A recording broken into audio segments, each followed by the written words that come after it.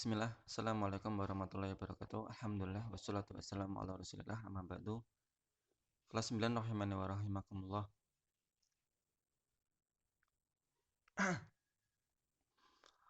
Surat yang selanjutnya atau ayat yang selanjutnya dari surat Al-Jumu'ah, yaitu tentang cerita bangsa Yahudi, yang mana orang-orang Yahudi mengaku bahwa mereka itu merupakan wali-wali Allah Subhanahu wa Ta'ala, dan orang yang berilmu serta mereka yang membawa Taurat.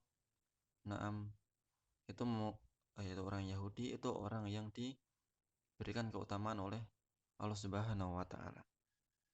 Naam, kita langsung baca ya suratnya.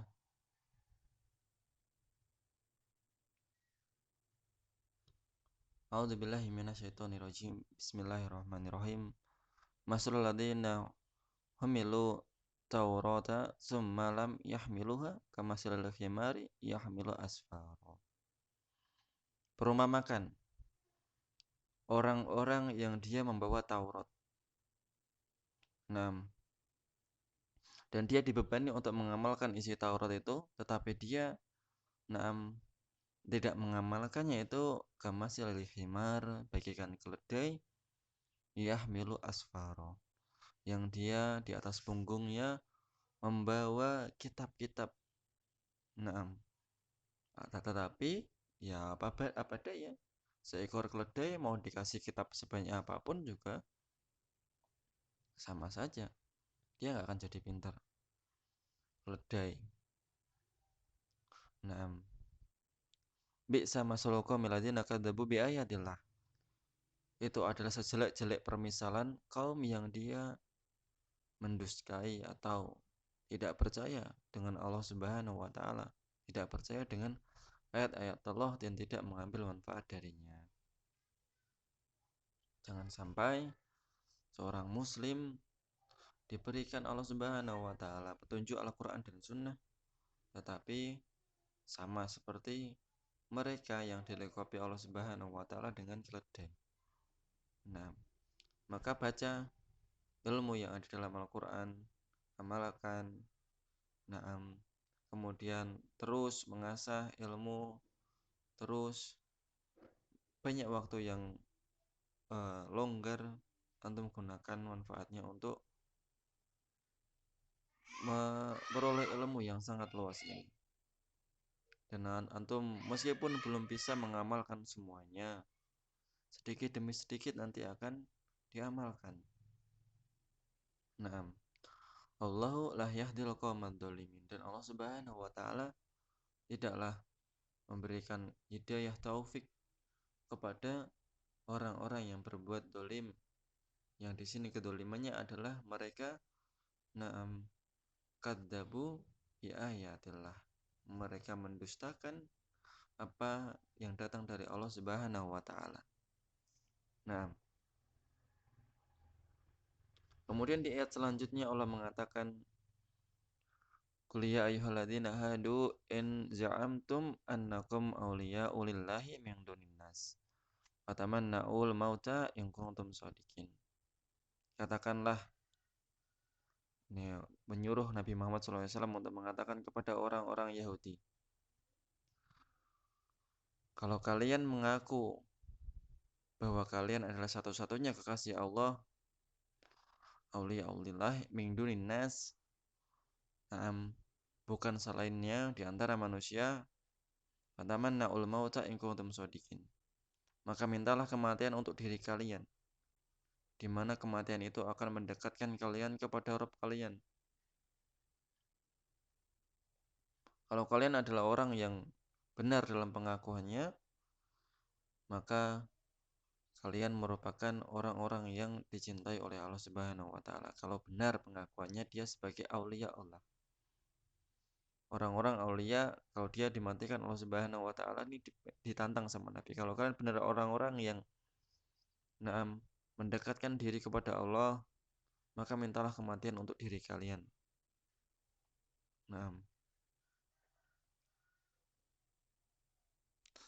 Wala yatamannawnahu abadan bima qaddamat aydihim. Maka tentu saja orang Yahudi itu tidak akan terwujud dari orang-orang Yahudi kecintaan dan permintaan terhadap kematian selamanya karena mereka berdusta. Bahkan mereka adalah orang-orang yang mengutamakan kehidupan dunia, lari dari kematian, takut dari azab Allah. Naam. Allahu alimun bidzalimin. Allah Maha mengetahui terhadap sifat-sifat dari orang-orang yang naam, orang-orang yang dolim. Naam. Qul innal mauta ladina tufirruna minhu fa innahu mulaqikum. Katakanlah wahai Muhammad, sesungguhnya kematian yang kalian lari padanya, fa innahu mulaqikum, maka sesungguhnya dia pasti akan mendatangi kalian. Summa turadduna ila alimil ghaib wasyahadah yunabbi'ukum bima kuntum ta'malun. Kemudian pada hari kebangkitan kalian akan turaddun, dibangkitkan lagi, dikembalikan lagi ila alimil ghaib, kepada Allah Subhanahu wa taala. Nah, yang mana tidak ada yang kepada alimil ghaibi wasyahadah, kepada yang maha mengetahui yang gaib maupun yang nampak. Maksudnya kepada Allah Subhanahu wa taala. Ayo nabiyukum bima kuntum ta'malun. Naam. Lalu Allah akan mengabarkan kepada kalian apa yang telah kalian lakukan dari perbuatan jelek dengan kalian berhak mendapatkan hukumannya. Nah, faedah dan kesimpulan dari ayat ini, yang pertama, sifat-sifat tersebut yang dengannya Allah mensifati orang Yahudi tidak khusus terhadap mereka saja. Maka siapa saja yang memiliki ilmu tapi tidak mau mengamalkan ilmunya, maka sesungguhnya dia seperti keledai yang membawa kitab-kitab. Nah, kalau mengamalkan semua ilmunya mungkin kita masih merasa berat. Mungkin. Tapi seorang itu ya kadang imannya naik, kadang imannya turun. Sebagaimana yang dikatakan, pernah ditanyakan kepada Syekh Shalih Al Utsaimin yang dia nukil dalam Kitabul Ilmi. Ada seorang yang bertanya, bagaimana kita akan mengamalkan ilmunya sedangkan kita itu kadang kita semangat, kadang kita tidak semangat. Di antara yang dikatakan oleh Syekh Utsaimin dalam jawaban tersebut adalah berpindah dari satu ketaatan ke ketaatan yang lainnya. Apabila seorang sudah mulai futur dalam ibadahnya, maka dia berpindah dari ketaatan ke ketaatan yang lainnya. Nah, ini tak matiin dulu.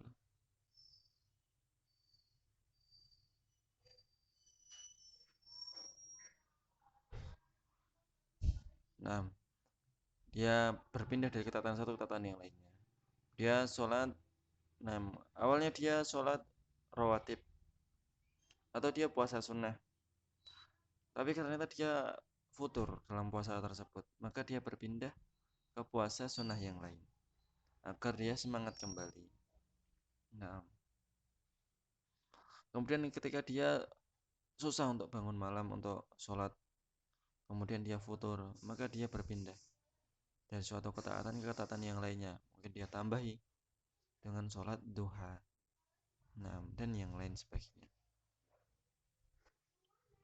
Sesungguhnya tidak setiap orang yang pelajari ilmu syar'i dapat mengambil manfaat dari ilmunya, enggak semuanya. Dan tidak ada yang dapat mengambil manfaat kecuali orang-orang yang benar niatnya mengarahkan ilmunya kepada Allah Subhanahu wa taala. Ilmu syar'i itu berbeda dengan ilmu dunia. Beda. Ada orang sama mondok, pintarnya sama, nilainya sama, rankingnya sama, pelajaran dapatnya juga sama, inputnya berbeda, outputnya berbeda. Outputnya berbeda, hasilnya dia berbeda. Yang satu dia jadi soleh, menjadi seorang yang baik akhlaknya, baik akidahnya. Yang satu biasa aja, nggak kayak orang pondokan, tidak seperti orang yang telah mengenyam bangku di pondok pesantren. Ada seperti itu banyak. Sama-sama kelas 9, sama-sama online, sama-sama ngerjain tugas, sama-sama eh, mendengarkan pelajaran, sama. Tapi yang satu dia menjadi seorang yang Masya Allah bagus keimanannya. Yang satu celelean, sama. Dalam kepintaran sama. Nah, dan ini orang yang seperti ini dia kurang dalam mengambil manfaat dari ilmunya. Mungkin dia tidak ikhlas, mungkin sekolahnya terpaksa, mungkin kurang serius, nah mungkin kurang berdoa, minta kepada Allah ilmu yang bermanfaat. Nah, kemudian permisalan dalam Al-Quran adalah dalam rangka untuk mengambil nasihat dan beramal dengannya. Apabila dimisalkan dengan perbuatan yang terpuji, maka diamalkan. Dan apabila dipermisalkan dengan permisalan yang jelek, maka ditinggalkan. Seandainya orang Yahudi merupakan bangsa yang dipilih Allah, maka pasti mereka akan meminta dan mengangankan kematian, sebab itu mendatangkan kemuliaan. Lebih baik daripada yang dia dapatkan di dunia. Tetapi mereka mengetahui bahwasanya memang mereka itu bukan yang mereka tahu bahwasanya mereka itu cuma dusta, makanya mereka nggak minta. Kemudian yang selanjutnya dalam ayat tersebut terdapat dalil yang menunjukkan kebenaran Al-Quran, bahwa Al-Quran datang dari Allah Subhanahu Wa Taala, di mana tidak seorang pun dari kalangan Yahudi yang meminta kematian, karena mereka mengetahui seandainya ada yang meminta kematian pasti akan dimatikan. Keenam, di antara kebodohan dan kesesatan Yahudi,